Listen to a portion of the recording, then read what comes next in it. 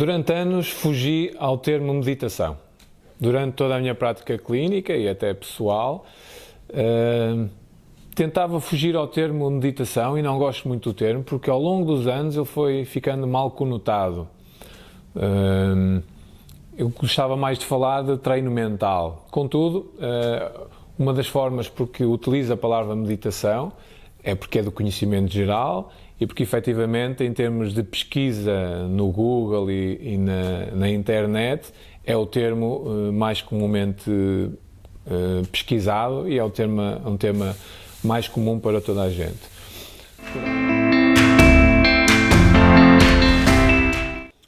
Durante a minha prática clínica ouço muitas vezes uma frase do género o que me vale é que consigo dormir bem, ou eu sou adepto ou tenho a sorte de ter o sono dos covardes, que é quando as pessoas chegam à noite, pode ter corrido muito mal o dia, mas dormem e estão prontos para o outro. Este é um modelo de funcionamento um bocadinho aquém do que deveria ser. Porque se nós fizermos uma analogia, por exemplo, com um carro de corrida, se nós guiarmos um carro durante o nosso dia e até o utilizarmos num ambiente muito sinuoso, que não é próprio para ele, à noite, quando nós regressamos a casa ou vamos dormir, é quase como se puséssemos o carro na oficina. Reparamos o carro, dormimos, um sono regenerador, nem sempre, mas um sono que se espera regenerador, e, portanto, preparamos o carro para uma corrida igual no dia seguinte. E este ciclo vicioso em que rapidamente percebemos que vivemos durante 1, 5, 10, 20 anos ou até toda a vida, mantém-nos quase como um rato a correr numa roda. Então este sono dos covardes ou o dormir bem, que me recupera parte da energia, que me desliga a mente, pelo menos a dormir eu sei que não vou estar a pensar no que não devo, no que não quero, e no dia a seguir acordo regenerado para viver mais um dia muito parecido com o anterior, muito baseado nos pensamentos do passado, na minha memória do que aconteceu, em vez de na memória futura, concentrado nas possibilidades do que pode vir a acontecer, do que eu quero para mim, portanto, da minha missão, é uma estratégia pouco eficaz a médio e longo prazo. Por outro lado, muitos de nós recorremos a determinadas estratégias de compensação quando percebemos que a nossa mente, que a nossa vida não está exatamente como nós queríamos, que quando avaliamos há muitas janelas abertas que não são bem as que nós queríamos operar. Por outro lado, muitos de nós recorremos a determinadas estratégias de compensação quando percebemos que a nossa mente, que a nossa vida não está exatamente como nós queríamos, que quando avaliamos há muitas janelas abertas que não são bem as que nós queríamos operar. Então, muitos de nós fazemos compras, viajamos, consumimos determinadas substâncias, mais ou menos pesadas, e passado algum tempo, uns mais, outros menos, depois de passar aquele efeito de dopamina, o efeito dopaminérgico de recompensa por aquela par de sapatos que compramos, pelo telemóvel novo, pelo carro novo, pelo salto de paraquedas, pelo jogo de futebol, pelo treino intenso, ou até outras coisas, vemos que a nossa mente, o nosso registro volta ao mesmo. E então, daí que vem a necessidade de voltarmos a repetirmos a mesma estratégia na esperança ou até convencidos que nos vamos sentindo bem. Então há pessoas com mais ou menos acesso que vão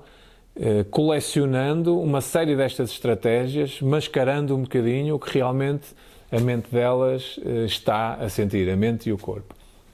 Então, estas estratégias podem ser perfeitamente substituídas por uma ferramenta muito mais eficaz e com muito, mas muito mais efeito sobre nós do que estas estratégias de compensação ou esta regeneração para começar um ciclo exatamente igual.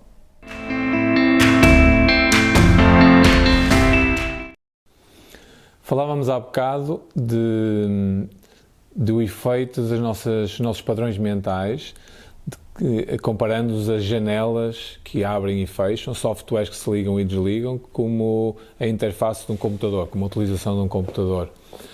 Hoje em dia sabemos que essa forma de funcionar é estudada e chamada pela ciência como o modo de rede padrão, ou seja, a forma como constantemente nós dialogamos connosco, como a nossa mente dialoga connosco, comunica connosco. No fundo, transmite informação. Então,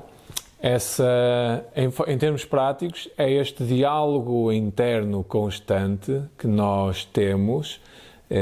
Há pessoas que até lhe dão um nome, há pessoas que acham que é alguém a falar com elas, mas este diálogo interno que nos faz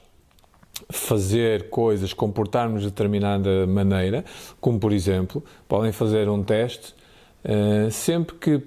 tiverem fome e pensarem numa ação para matar a fome, vocês reparem o que é que a vossa mente vos diz. Há sempre um diálogo interno, há sempre um trigger interno que diz: vai ao frigorífico, ou um pão com manteiga funcionava, uma peça de fruta, vamos ao bar, comida tens no frigorífico ou tens na cozinha, olha, agora ia bem um bocadinho de chocolate. Este diálogo interno é que precede as nossas ações, os nossos comportamentos. E então é este diálogo interno, é este conjunto de janelas, este conjunto de funções mentais que nós temos que tomar consciência e que temos que controlar. Conseguindo isso, nós conhecemos melhor, controlamos melhor e tiramos melhor partido de nós. Como é que fazemos isso? Muito bem, com a meditação. Para controlarmos esta voz interior, estes padrões mentais, eu durante muitos anos fiz meditação, vários tipos de meditação, contactei com vários tipos de meditação, várias estratégias de relaxamento e controle mental, mas todas elas eram de alguma forma pobres, não eram perfeitas, faltava sempre qualquer coisa. Então eu decidi fazer um programa de meditação que pudesse ter o melhor de cada uma das técnicas que eu conhecia, que conheço e que experimentei. E assim nasceu o programa de meditação FIT, da Fit Life Performance, e através deste programa que nós conseguimos, o que eu proponho, que nós tenhamos, através de uma prática diária, consigamos tocar e melhorar as principais dimensões da mente humana e da emoção humana.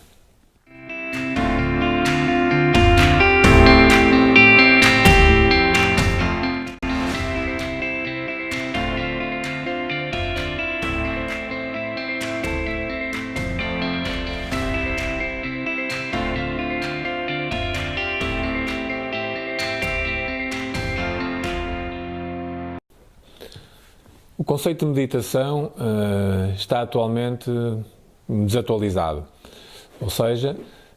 grande parte da meditação que chega até nós hoje está assente em práticas e conhecimentos antigos, práticas e conhecimentos monásticos, na altura dos monges, em que havia muito tempo disponível, em que as pessoas poderiam tirar muito tempo para se recolherem, para refletirem, para meditarem. Hoje em dia isso já não é possível, nós vivemos uma era muito agitada, muito veloz, muito exigente, em que temos o tempo muito contado, temos o pensamento muito acelerado, temos muitas coisas que nos exigem energia, que nos exigem exigência, e como tal,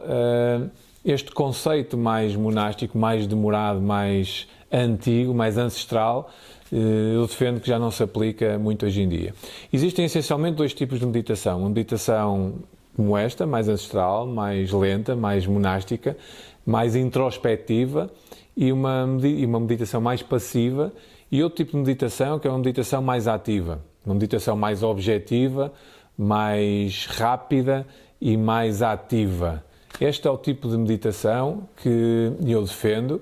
e que a neurociência cada vez mais prova e confirma que não é pelo tempo de prática de meditação, portanto, não é por meditações muito longas e muito introspectivas que nós conseguimos este efeito de controlar o nosso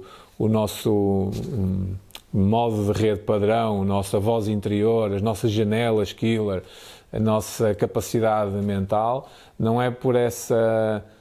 introspecção demasiado longa que nós vamos conseguir o melhor efeito. Pelo contrário, meditações curtas, bem objetivas, inseridas num padrão mental, numa missão bem construída, têm um efeito muito maior, muito melhor e muito mais eficaz do que este tipo de meditação. Não invalida, porém, que qualquer meditador ou qualquer pessoa que faça meditação há muitos anos e que faça este tipo de meditação não tenha os seus efeitos, não possa ter os mesmos efeitos que eu defendo que uma meditação deve ter, porém é sempre um processo mais demorado, um processo mais difícil e, acima de tudo, menos execuível para a grande parte das vidas de hoje em dia. Ora, eu profissionalmente sou um clínico com uma prática clínica diária e intensa e a grande necessidade que eu vejo nas pessoas é de terem um suporte de treino mental, um suporte de meditação, um suporte de controle de equilíbrio mental e emocional que lhes permita reorganizar-se na sua vida pessoal, na sua vida profissional, de forma a reduzir os efeitos que vão tendo no seu corpo, mas acima de tudo para tirarem o melhor partido de si, para se sentirem mais realizados, mais felizes, mais esclarecidos. Então, uso bastante esta meditação e todo este processo, todos estes anos de prática, levaram-me a apurar uma forma de meditação muito mais acessível a toda a gente, que permita uma taxa de comprimento, de execução grande, que possam fazer-se durante todos os dias, que é outro handicap de quem faz meditação mais prolongada, mas, no fundo, uma ferramenta que possa ser usada todos os dias, que possa ser usada por todas as pessoas e que tenha efeitos rápidos, imediatos e que motive as pessoas a irem praticando, ou seja, que as pessoas tenham consciência rápida e clara que quanto mais praticarem ou quanto mais de forma regular praticarem, os efeitos vão sempre aparecendo, desde o primeiro dia. Então este foi o grande motivo, a grande missão que me levou a desenvolver este programa de meditação. Desta forma, a minha definição de meditação é uma meditação mais transcendental.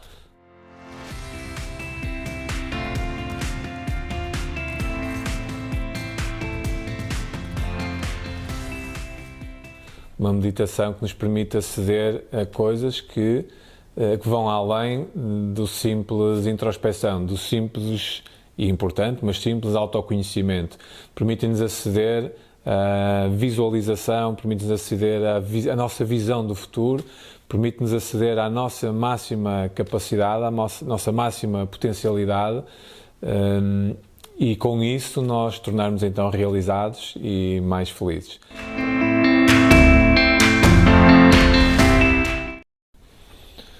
Hoje em dia já ninguém consegue viver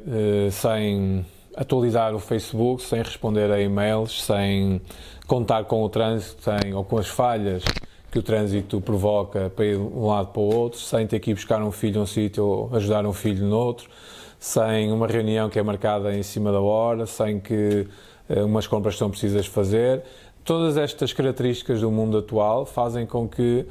vamos perdendo tempo e vai-nos sendo cada vez mais difícil não ter uma prática meditativa muito objetiva, muito concisa e até de curta duração. Esta neurociência mostra, através do estudo das ondas cerebrais, estudo esse que eu utilizo